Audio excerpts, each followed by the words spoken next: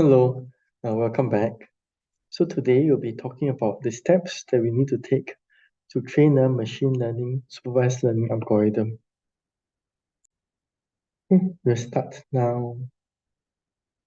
By the end of the session, you should be able to understand and describe the steps that you use to train a supervised learning model. And so when you are carrying out your own tasks in the future, to keep these different steps in mind. Second, you should be able to understand the purpose or building of machine learning models. So why should these models be built? What's the purpose of building these models?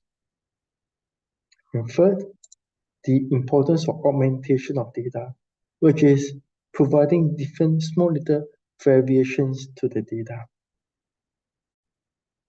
One of the main considerations in building of be it software system or machine learning models is the purpose behind it.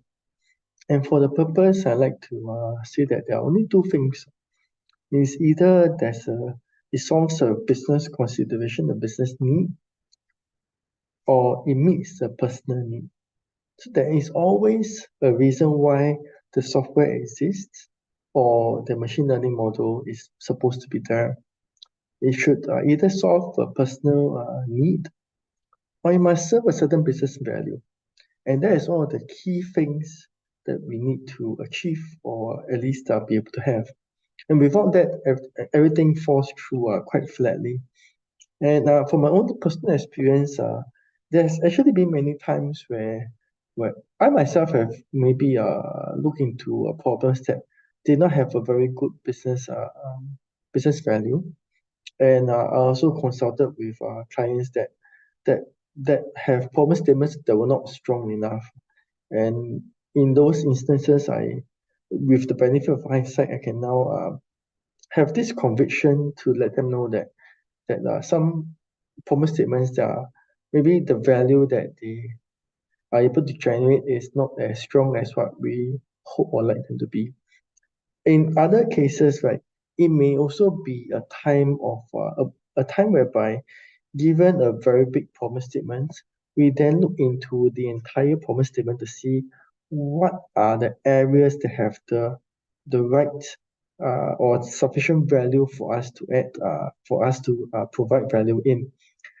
So it happens where maybe the entire problem statement is pretty broad, and that's where we talk with various parties involved to be able to understand which part of the entire value chain are we able to provide the most uplift in terms of value. Well, that's the very, very big and main thing why we're doing what we are doing. Why are we building software? Why are we building machine learning models? Why is that AI? Because we are here really to solve a business need or a personal need. And that's the main thing in the first place. Okay, next we go as a small recap to what we learned the last time about the different types of so-called machine learning. So we have supervised learning, unsupervised learning, and reinforcement learning. For today, we are focusing only on one part, which is supervised learning. Okay. In supervised learning, we mentioned that we have the machine, we have the data, and we have the expected output. We use it to generate out the rules. We also said that in this entire so-called system, when we talk about supervised learning, we either have classification or we have regression.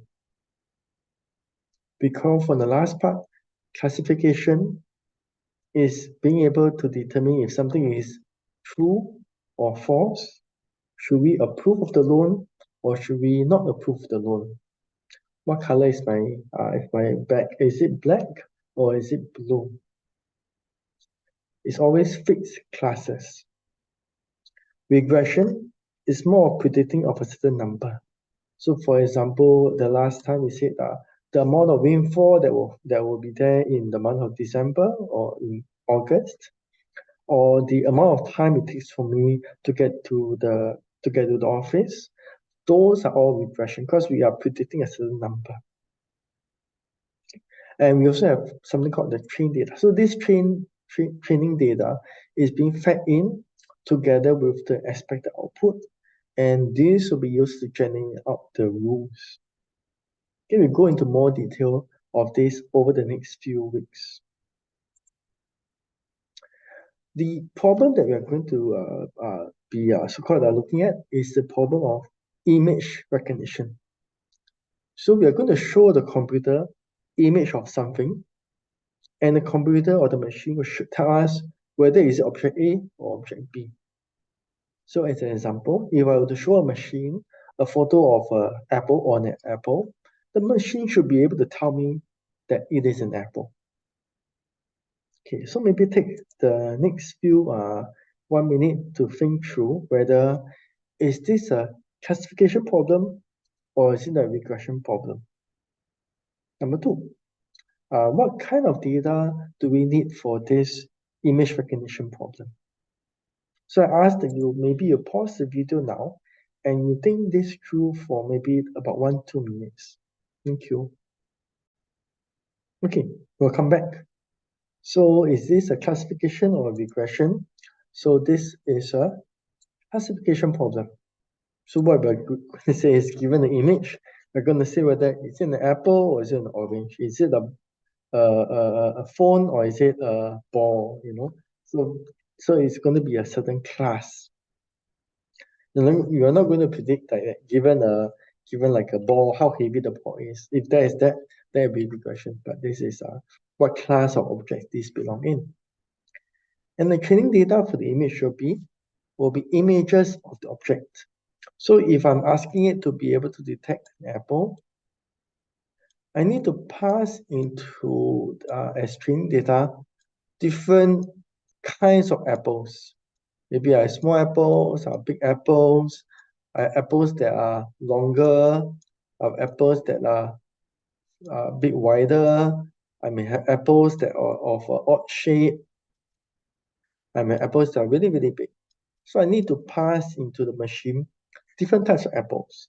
And maybe the comparison is the difference between apple and a cup. So then I need to pass into the machine as training data different types of cups. So I have like a long cup, I have like a coffee cup, maybe I have just a cup without a handle, I have a small little Chinese tea cup. So these are all different types of training data that we provide into the machine. And we use this to generate out the rules for us. Okay, we're going to be using a demo called teachablemachine.withgoogle.com. And later on, you can try this out yourself. But in particular, we'll be training an image recognition model to differentiate between the black wallet versus a ball. So let's do this together. For the purpose of this video, I have recorded me training the data. So there are firstly two classes of data. We're going to train a model that can differentiate between a black wallet versus a ball. So I'm going to play the video now, and I'll go through this video together with you. So first,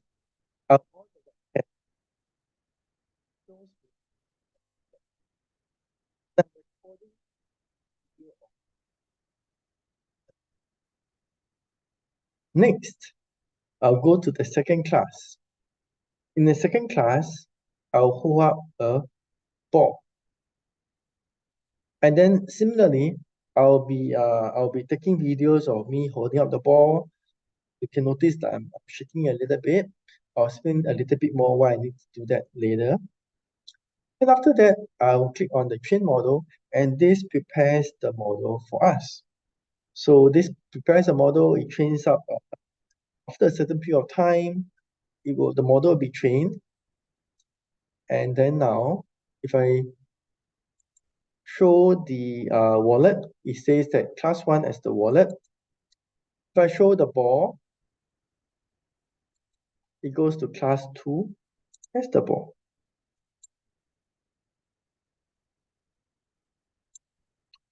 So if I show the wallet, it says class 1. If I show the ball, it says class 2. Okay, I don't know if any one of you caught something. There actually is an error in this entire thing. So let's say if I show the wallet, it says it's a black wallet. But notice that if I'm not holding up anything, it continues to say that there is a class 1, which is the black wallet. So this is where sometimes we think that the model should work in a certain manner, but actually it doesn't. So maybe I'd like you to maybe take 1 to 2 minutes time to think this through, how we might be able to resolve this issue. Okay, welcome back. So let's go to the next slide for the answer. To resolve it, what we need to do is that we need to maybe create another new class. Maybe we call it the background class. Okay, so right now what I'm going to do is I'm going to first rename the next slide. What I'm going to do is I'm going to first rename the classes. So the first class is the background black wallet. Second class is that of ball. And I'm going to create a new class, which is called the background class.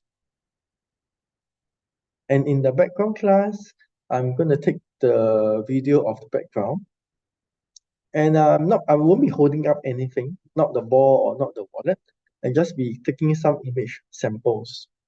And then thereafter, I'll be training the model based on these 3 new classes. After a certain time, the training will be done. And now you can see that when I'm not holding up anything, it correctly shows the background class. When I'm holding up the ball or the wallet, it says that it's a wallet. When I'm holding up the ball, it correctly says that it is the ball. So look at here, and I'm holding up the ball, correctly says that it is the ball. When I'm holding up the wallet, let me try to okay. When I'm holding up the wallet, it also correctly states that I am holding up the wallet. Okay, so this seems to solve the problem that we had. Then the question is that we only train this model on one type of wallet and on one type of ball. One of the key purpose of the model is that we want it to be able to generalize, meaning that it should not work on just this data alone, but on other forms of data as well. Other forms of balls, other forms of wallets. Okay, so let's go on to the next slide. So here, I will show you what happens if I show a different type of ball to the machine.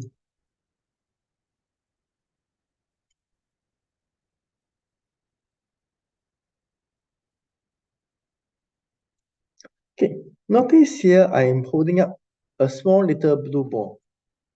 And in the original model, it is mistakenly saying that it is the background. Mainly because the ball is actually, if you think about it in a very visual manner, this little black ball that I'm holding it is closer towards the background than towards the ball. In fact, maybe because of the color, it appears to be even closer to that of a wallet rather than that of a ball. So you can tell that there's a 77 confidence that it is the background. There's only a 22% confidence that it is a wallet, and a very, very minute, maybe 1% or less, that it is a ball. So you can tell this is a wrong detection. So what I'm doing now is that I will be putting in additional data points of this small little blue ball into our training data for it to train, for it to learn. I'm going to play this. So I'm going to now record multiple instances of this small little blue ball.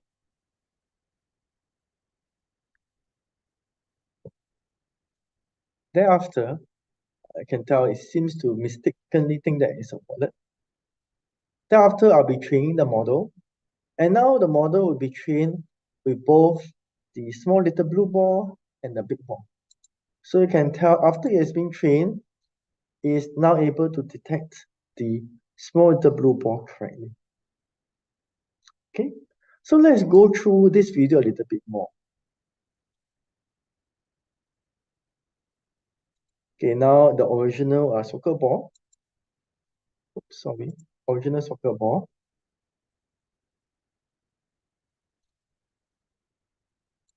And this is where the magic occurs, where the model starts to generalize. It is now able to detect a small little orange ball, even without prior training that this orange ball is a ball. That is what we hope to be able to achieve in any machine learning model. We must have the model be able to generalize to cases that have not been seen before in the training data. Okay, if I continue playing,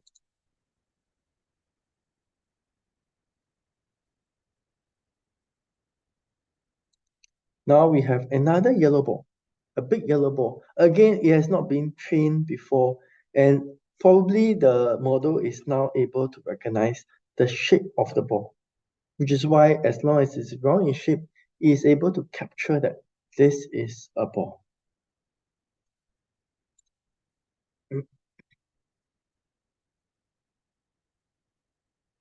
Now go back to the wallet.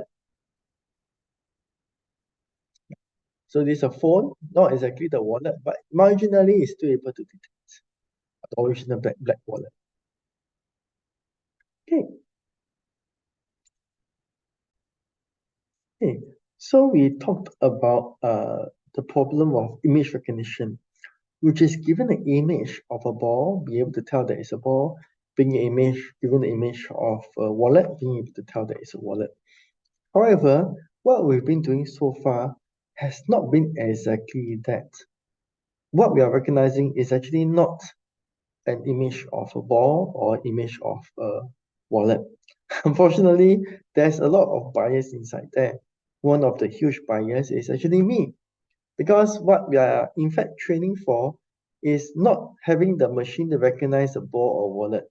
It's actually having to recognize me holding a ball or me holding a wallet. So that is a huge and major bias.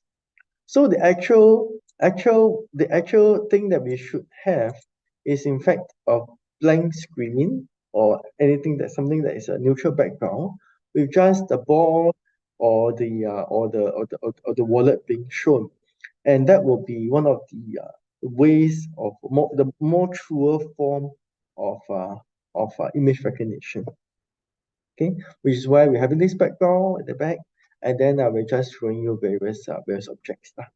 Okay, so this problem is a little bit how to say it was a very common problem, and we have moved technically we have moved a lot after beyond this already. You may have heard of things like object detection, where we have an image and try to detect bounding boxes of certain image of certain objects within the image. Okay, so with that, let's do a little recap of what we did in this very short sharing. So firstly, we decided that we are going to build a model, whether do we want to differentiate between the black ball and the blue ball. Okay. After that, we needed to ensure that we have access to the data. And then we fed this data through the machine learning model, we labeled them, and during the collection of data, I did two things. So I shook notice I was shaking the items. And this actually providing some variance and variation to the data. Why? Because there's no way that we can take the ball or the object and forever be holding it in the right place, in the same place. So there must be some variation that we want to provide to the data set. And this is commonly known as data augmentation. And we'll discuss about this a little bit more over the next few weeks as well. And then we also collected about 100 over images. And this gives the training phase a lot more data of a single class to learn. Okay. And then finally, during the modeling process, right, we took the data, we did the models, and then we fed it into, or rather, we took the data, the labels, and fed it into the model. And typically, this iterative process that we never get a good model the first time round, and we always have to carry out these steps quite a number of times in order to obtain a good model. And finally, we did some testing. Testing as to we would use new data that maybe we have not trained before. We fill it into the model. Then we see whether is it still able to provide us with the right prediction or not. Okay. So that's about it for this very short video. Recall in the first place, before anything, we always have to make sure that whatever solution we want to build, it fits a certain business need or personal need. And that's the biggest thing. It must fit a business need or a personal need. Next, we learn about the different steps in the training of the machine learning model. First, we would have to ensure that the data is available. We have to collect the data. We have to label the data. We have to run it through the model for it to train the rules. And thereafter, we may have to do this entire thing iteratively because it is not common that the first time round it works. Usually, more often than not, we have to do this several times in order for our model to be able to work correctly. And finally, as we were collecting the data, recall that I was shaking the object a little bit. And this is more for data augmentation, meaning that we want the data to have a little bit of variance, so that not all of the things are exactly the same. And this is to ensure that the model that is generated ultimately is generalizable, is able to generalize, meaning that it's able to be able to detect properly objects for different types and different small variations here and there. So we come to the end of the lesson. I hope you enjoyed it. Thank you again for your time.